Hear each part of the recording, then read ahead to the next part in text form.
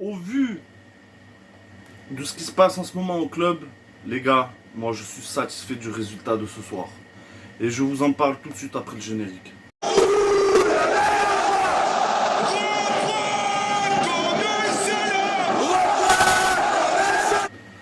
Bonjour à tous la famille olympienne.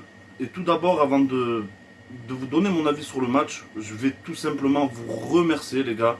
De 85 abonnés, je suis passé à 96, peut-être un peu plus à l'heure où vous regardez la vidéo. Mais en tout cas, un grand merci pour votre soutien les gars, ça me fait énormément plaisir. Il y a au moins ça de positif en ce moment, parce que si on parle de l'OM les gars, la situation est plutôt bien triste. Et donc d'où pourquoi je suis satisfait, pardon excusez-moi, de ce 3-3 contre l'Ajax d'Amsterdam les gars. Un match très difficile, notamment avec beaucoup de lacunes en défense les gars, énormément de lacunes en défense. C'est dur, hein. Franchement c'est dur. On encaisse 2 buts. Donc l'Ajax mène 2-0. On arrive à revenir, notamment grâce à un magnifique but de Klose. Franchement Klose, meilleur olympien pour moi sur ce match-là. Mais vraiment les gars, mais ça fait 2-3 matchs, même pas, hein, depuis le début de la saison, Klose il assure les gars. On voit la volonté, on voit qu'il gueule, il essaie de pousser ses coéquipiers et tout. Vraiment, Klose bravo. Vraiment Klose bravo. Bref, je vous donnerai mon avis sur les joueurs dans quelques instants. Mais voilà, un match très compliqué. Doublé d'Aubameyang. Pareil, je vais en discuter un peu. Ben, on va en discuter tout de suite d'ailleurs. Je vous mets la composition, les gars. On a joué donc en 4-3-3 au début. Donc je vais commencer par Aubameyang. Aubameyang, ok, il met un doublé, il n'y a pas de problème. C'est fortement grâce à lui que on arrive à garder le cap pour faire le nul ce soir, pour moi. Mais mis à part ça, avant son but, il était fantomatique. Malgré ses 2 buts, ok, il met 2 buts. Mais j'en entends un poil plus de lui quand même, sans mentir les gars. Sans mentir, au vu de son salaire les gars, j'en entends vraiment un peu plus de ce joueur-là. On a eu, pardon, excusez-moi, Harit à droite, qui franchement, j'ai aimé le match de Harit moi ce soir, les gars. J'ai vraiment aimé son jeu, bravo Harit, c'est pas non plus voilà, un match de fou furieux, mais ça va, franchement bien, il y a moyen qu'il revienne bien. À gauche, on a eu Ndiaye.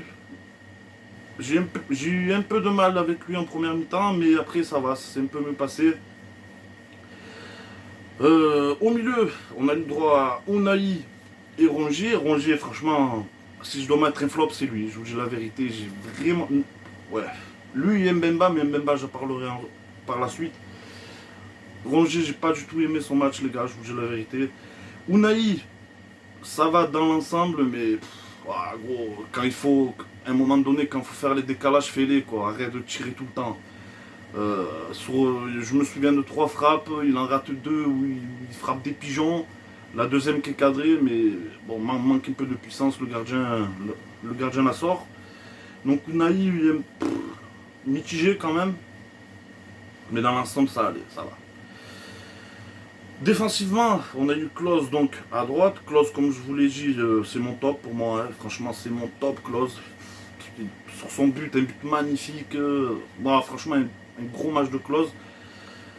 Mbemba, oh là là, c'est lui qui nous coûte le premier but. Avec Paolo Lopez, bien sûr. Mais Paolo Lopez, ça va quand même. Hein. Il nous sauve quand même 2 fois. Hein. Il nous sauve le cul 2 fois. Mais Mbemba, non, flop. Hein. Franchement, flop. Avec Rongier, flop. Sur ce match-là, flop, gros. Ensuite, Gigo, moyen, ça va, ça allait, ça va. Heureusement qu'il était là, j'ai envie de te dire. Lodi en dessous, ouais, clairement. Je l'ai senti, moi personnellement, je l'ai senti un peu en dessous physiquement. Est-ce que ça avec la trêve internationale, le fait du voyage, tout ça, bon, je lui en veux pas moi personnellement. Mais bof, logique. Et pour finir avec Pau Lopez, bon ça allait, mais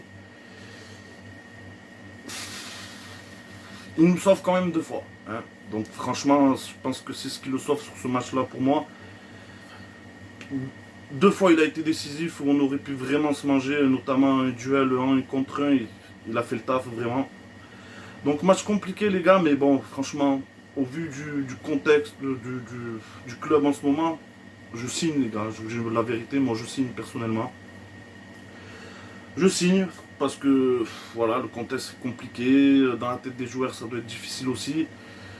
Parce que pour moi, quand ça va mal en haut, logiquement, c'est jusqu'au terrain après que ça se répercute, hein, logiquement. Euh, on va parler de quoi de l'entraîneur, de l'entraîneur par intérim, Sancho, et pour moi, il est mieux que Marcelino, très clairement. On voit qu'il pousse les joueurs, il n'est pas en train de dormir sur son banc de touche. Au top, voilà, franchement au top. Donc pas mal pour l'instant, c'est encourageant pour lui d'ailleurs. C'est très encourageant pour lui, je suis content que c'était lui d'ailleurs sur le banc pour être derrière nos joueurs et nickel. Les rentrants, je ne vais pas dire de conneries, Mouguet est rentré à droite, qui n'a pas été foufou. Mais bon, encore une fois, je ne vais pas lui tirer dessus, c'est un jeune joueur, il n'est pas mûr encore. Donc je lui laisse le temps. On a vu Correa rentrer. Oh là là, moi ce joueur, les gars, j'ai du mal. Hein. Vraiment, j'ai du mal. Et puis de toute façon, je vais vous dire la vérité. Pour que l'Inter soit content que ce joueur se barre, c'est que c'est pas pour rien, gros. C'est pas pour rien. Donc vraiment, moi je le sens mal, ce type. Ce joueur-là, je le sens très très mal, les gars. Je le sens pas. Voilà, la vérité, je le sens pas. L'entrée de Vitinha, bon, qui a touché très peu de ballons, mais on a senti son envie, ça fait plaisir. Mais comment le juger? De toute façon, il a joué un quart d'heure. Les remplaçants jouent un quart d'heure, voire 20 minutes d'ailleurs. Donc voilà, globalement satisfait les gars, satisfait au vu du contexte dans ce moment, satisfait, c'est quand même l'Ajax. On va chercher le nul chez eux pour le match d'ouverture d'Europa League, donc voilà, franchement, quoi vous dire de plus les gars. Satisfait. Bon, avant de finir cette vidéo les gars, excusez-moi, j'ai un peu chaud. Avant de finir cette vidéo les gars, je tiens à passer un petit message aux fans de l'OM les gars, ne soyons pas divisés les gars. Voilà, je sais qu'en ce moment, il y a 2 clans qui sont en train de se former. Le clan pro Longoria, pro direction, le clan pro Rachid Zerwa, le voilà, club des supporters, tout ça. Soyez pas divisés les gars, ça sert à rien de s'insulter. Je pense que le club est déjà assez dans le mal pour que nous, supporters et fans de l'OM, on arrive et on rajoute encore. Et non les gars, et non, on va pas s'en sortir comme ça. Vraiment, on va pas s'en sortir. Laissons, laissons les personnes qui gèrent le club, qui gèrent les tribunes aussi, parce que faut arrêter de cracher sur les dirigeants des clubs de supporters les gars. Parce que s'ils font ça, c'est qu'ils ont leur raison à mon avis, ils ont toujours œuvré pour le club. Et je vois aucune raison pour que ça la change, tout simplement. Après, je dis pas qu'il faut mettre Longoria dehors, parce que j'oublie pas tout ce qu'il a apporté au club, jamais de la vie.